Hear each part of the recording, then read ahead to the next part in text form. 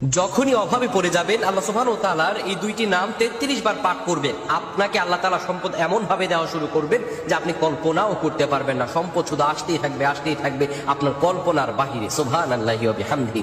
মহান রব বারবার আমাদেরকে ডেকে বলেছেন, বান্দা আমার কিছু নাম ও গুণবাচক, আমার কিছু বৈশিষ্ট্য রয়েছে যার দ্বারা তোমরা ডাকবে।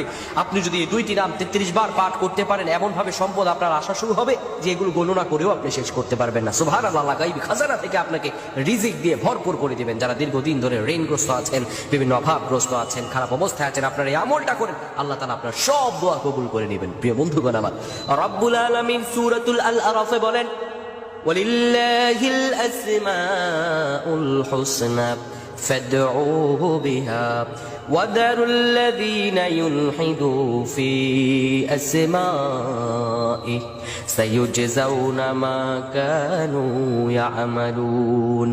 আল্লাহ রাব্বুল আলামিন বলেন, দুনিয়ার মানুষেরা শুনো, তোমার রব্বের এমন সুন্দর সুন্দর নাম রয়েছে, ফাদউহু বিহা, তোমরা সেই নাম ধরেই তোমার রবকে ডাকো।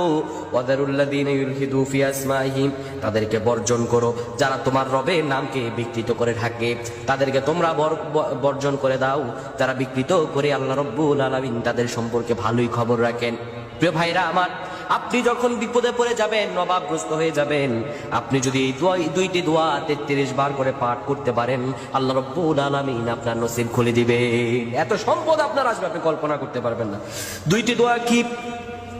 এক নাম্বার আপনি বলবেন, ইয়া রাউফ, ইয়া রাউফ, ইয়া রাউফ, 33 বার পাঠ করবেন। 33 বার পাঠ করার পরে এরপরে আপনি পড়বেন, ইয়া রাজ্জাক, ইয়া রাজ্জাক, ইয়া রাজ্জাক। এটাও 33 বার পাঠ করবেন। দুটি দোয়া আপনি 33 বার পাঠ করবেন। এক নম্বরে ইয়া রাউফ, 2 ইয়া রাজ্জাক, ইয়া রাউফ, ইয়া রাজ্জাক। এই দুইটি দোয়া যদি 33 বার আপনি পাঠ করতে পারেন, আল্লাহর উপর ইস্তেকামাত করে, রব্বুল আলামিন আপনাকে এমন পরিমাণে সম্পদ দিবেন, আল্লাহ নিয়ামত পেয়ে মস্তকটা নত হয়ে যাবে। সুবহানাল্লাহ। আল্লাহ নিয়ামত পেয়ে আপনার দিলটা খুশি হয়ে যাবে। আল্লাহ এই জন্য বলছেন, বান্দা হতাশ হবে না।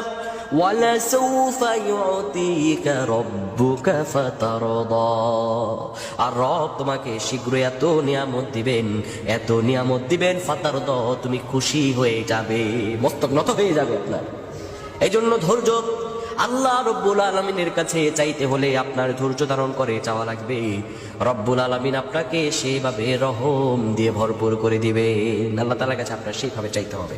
মহান রবের কাছে যদি হৃদয়ের